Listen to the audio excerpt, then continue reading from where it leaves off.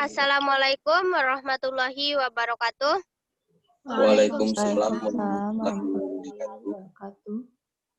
Baiklah, saya Ratna Wijayanti akan menjadi host dalam bincang-bincang kali ini yang akan membahas tentang Accounting in Action yang dihadiri oleh Bapak Aldi Masaputra, Ibu Naldo Sasabil, Ibu Ade Septiani, dan Ibu Nuke Febriana. Baiklah, pertama-tama kita akan mengenal akuntansi yang akan diperkenalkan oleh Ibu Nado. Kepada Ibu Nado, saya persilahkan.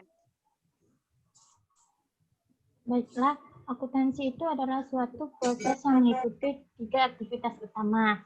Yang pertama, identifikasi. Identifikasi itu adalah kegiatan menentukan sah atau tidaknya suatu transaksi. Transaksi itu ada 2, transaksi keuangan dan transaksi non-keuangan. Kalau transaksi keuangan, itu transaksi yang mempengaruhi posisi keuangan. Contohnya ketika ketika perusahaan membeli peralatan secara tunai. Kalau transaksi non keuangan, itu transaksi yang tidak mempengaruhi posisi keuangan. Contohnya, ketika kita merekrut karyawan baru. Selanjutnya, pencatatan. Pencatatan itu adalah aktivitas yang dilakukan untuk mencatat transaksi-transaksi yang telah diidentifikasi secara kronologis dan sistematis. Di dalam pencatatan itu dibagi menjadi 3. Ada record pencatatan data yang sudah diidentifikasi ke dalam jurnal umum. Selanjutnya, mengklasifikasikan atau mengkelompokkan akun-akun ke dalam buku besar. Dan yang terakhir, neraca saldo. Selanjutnya, pelaporan. Pelaporan itu aktivitas untuk mengomunikasikan informasi akuntansi dalam bentuk laporan keuangan kepada para pemakai atau stakeholder, baik pengguna internal maupun pengguna eksternal. Baiklah, terima kasih kepada Ibu Nado.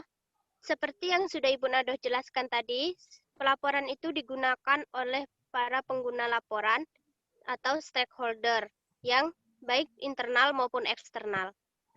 Baiklah, saya akan bertanya kepada Bapak Aldimas, siapa saja pengguna laporan keuangan internal? Itu ada manajer keuangan, ada manajer pemasaran, dan manajer sumber daya.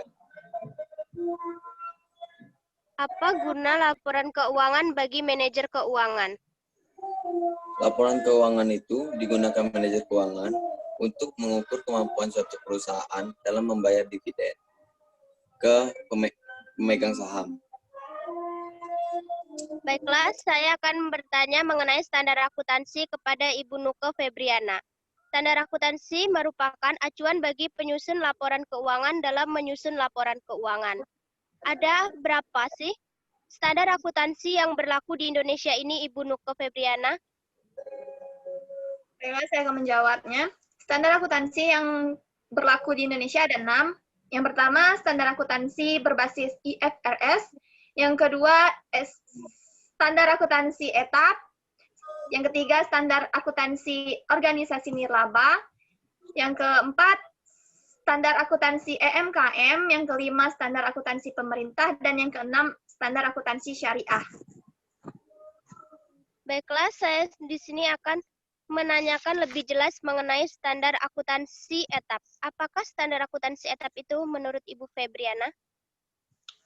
Standar akuntansi etap itu adalah standar akuntansi entitas tanpa akuntabilitas publik yang digunakan oleh perusahaan non-emiten atau perusahaan yang tidak memiliki akuntabilitas publik signifikan.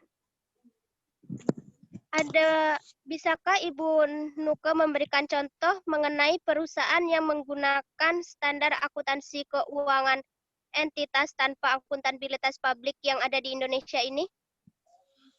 Contohnya itu kan, standar akuntansi etap itu seperti Bank Pengkreditan Rakyat atau BPR, yang diperbolehkan menggunakan etap karena adanya surat edaran nomor 11/37/DKBU yang mengatur bahwa BPR harus menerapkan SAK etap. Baiklah, terima kasih. Selanjutnya kita akan membahas mengenai asumsi dasar yang akan dikenalkan oleh Ibu Ade Septiani. Kepada Ibu kami persilahkan. Baiklah, saya akan menjelaskan tentang asumsi dasar pada akuntansi.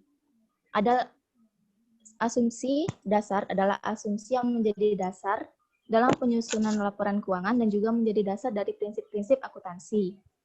Terdapat 5 asumsi dasar dalam pelaporan keuangan. Yang pertama, asumsi economic entity, asumsi going concern, asumsi monetary unit, asumsi periodicity, kemudian asumsi akrual. Baiklah, saya akan bertanya lebih mendalam mengenai asumsi ekonomi entity. Tolong dijelaskan Ibu Ade.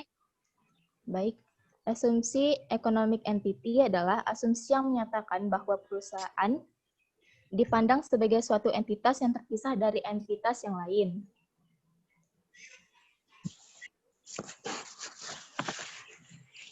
Bisakah Anda memberikan contoh dari economic entity ini?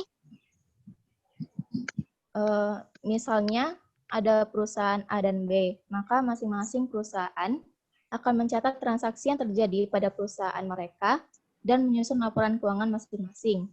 Namun, jika perusahaan A dan perusahaan induk jika perusahaan A adalah perusahaan induk dari perusahaan B, yang berarti B adalah anak perusahaan dari perusahaan A, maka A dan B tetap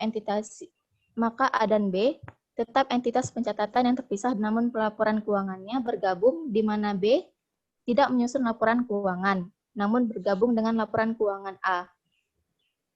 Mengapa anak dari perusahaan induk tidak menyusun laporan keuangan? Karena untuk memberikan gambaran objektif secara keseluruhan mengenai posisi keuangan dan aktivitas perusahaan. Baiklah, terima kasih. Selanjutnya saya akan bertanya mengenai asumsi keberlangsungan usaha. Apakah asumsi keberlangsungan usaha itu, Ibu Ade? Asumsi keberlangsungan usaha atau asumsi going concern adalah asumsi yang menyatakan bahwa perusahaan didirikan untuk terus berlanjut, bukan untuk segera dibubarkan. Bukti asumsi ini berlaku adalah adanya pengelompokan aset lancar dan aset tidak lancar. Aset lancar adalah aset yang manfaatnya kurang dari 1 tahun. Contohnya, perlengkapan dan kas. Kemudian aset tidak lancar adalah aset yang manfaatnya lebih dari 1 tahun. Contohnya adalah perlengkapan dan peralatan dan mesin. Kemudian adanya pengelompokan liabilities jangka pendek dan liabilities jangka panjang. Liabilities jangka pendek adalah liabilities yang masa pelunasannya kurang dari 1 tahun. Contohnya, utang wesel dan utang usaha. Kemudian, liabilities jangka panjang yang masa pelunasannya lebih dari 1 tahun. Contohnya, utang bank dan utang hipotek.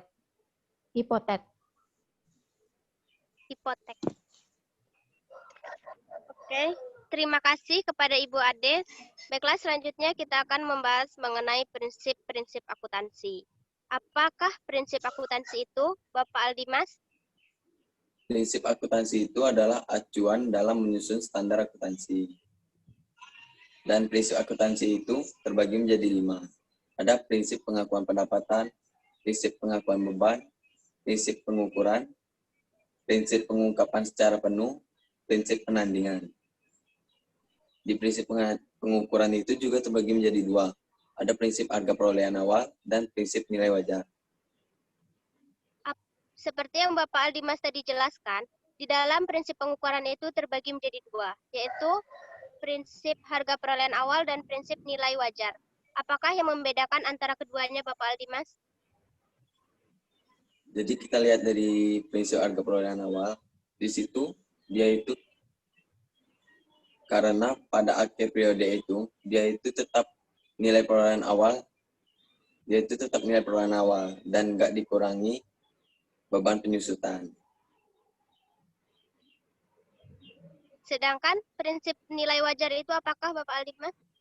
Dan kalau prinsip nilai wajar, itu adalah aset dinilai pada tanggal perolehannya, dan setelah aset itu dimanfaatkan, aset akan dinilai dan dilaporkan sebesar nilai wajarnya, berdasarkan harga pasarnya saat ini. Jadi, contohnya itu misalnya Bu Ratna itu membeli mobil Agya lah, dengan harga 85 juta pada tahun 2015. Terus Ibu Ratna mau menjualnya pada tahun 2020 sekarang, tapi bukan dengan harga 85 juta lagi, tapi udah dengan harga 45 juta. Gitu. Jadi harga pasarannya itu dengan harganya sekarang, bukan harga dari perolehan awalnya tadi.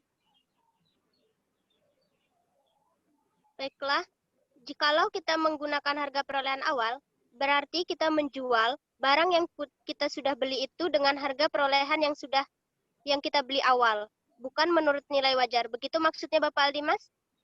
Kurang lebih begitu. Baiklah, terima kasih. Baiklah, selanjutnya kita akan membahas mengenai persamaan dasar akuntansi yang akan dijelaskan Ibu Nakdoh. Apakah persamaan dasar akuntansi itu, Ibu Nakdoh? Persamaan dasar akuntansi itu kan diturunkan dari teori entity. Nah, teori entity itu adalah teori yang mengatakan suatu perusahaan dipandang sebagai suatu entitas yang menguasai sejumlah aset, di mana aset itu diperoleh dengan cara pendanaan utang atau menggunakan modal sendiri. Seperti yang sudah Ibu Nakdoh jelaskan tersebut, apakah rumah yang kita kontrak itu termasuk aset kita? Aset itu kan dapat didapatkan dari utang ataupun modal sendiri, sedangkan mengkontrak itu berasal dari modal kita sendiri. Kontrakan itu tidak termasuk dalam aset kita. Mengapa dia tidak termasuk ke dalam aset kita, Ibu Nakdoh? Dia tidak memenuhi karakteristik di dalam aset. Salah satunya, kita tidak dapat mengendalikan kontrakan itu seperti memperjualbelikan kontrakan. Beda halnya dengan Prumnas. Kalau Prumnas itu kita dapat mengendalikannya dengan cara kita bisa merenovasi Prumnas tersebut atau kita bisa oper kredit Prumnas tersebut. Baiklah, terima kasih Ibu Nakdoh. Selanjutnya kita akan membahas mengenai, baiklah saya akan bertanya mengenai pencatatan persamaan dasar akuntansi. Ketika transaksi dicatat, maka akan berpengaruh kepada persamaan dasar akuntansi. Pengaruh itu dapat berupa apa saja, Ibu Nakdoh? Baik, jika suatu transaksi itu mempengaruhi akun-akun pada posisi yang sama, misalnya pada posisi sebelah kiri atau aset, maka setidaknya salah satu akunnya itu bertambah dan satu akunnya lagi berkurang. Jika pengaruh itu terdapat pada kedua sisi yang berbeda, di kanan dan di kiri, maka kedua akun tersebut sama-sama bertambah atau sama-sama berkurang. Baiklah, dapatkah Ibu Nakdoh memberikan contoh dari pengaruh persamaan dasar akuntansi tersebut? Baiklah, kita misalkan pada tanggal 2 Mei 2020, perusahaan membayar hutang sebesar $500 pada tanggal 1 April 2020. Maka hutang kita berkurang sebesar 500 dan kas kita berkurang sebesar 500. Mengapa akun tersebut sama-sama berkurang? Karena akun tersebut dicatat pada sisi yang berbeda, yaitu satu pada sisi aset dan satu pada sisi liabilitas. Oke, terima kasih kepada Ibu Nakdoh, Ade, Bapak Aldimas, dan Ibu Nuke yang sudah meluangkan waktunya untuk berbincang-bincang mengenai accounting in action pada sore ini. Saya akhiri, wabillahi taufiq wal hidayah. Wassalamualaikum warahmatullahi wabarakatuh. Waalaikumsalam warahmatullahi wabarakatuh.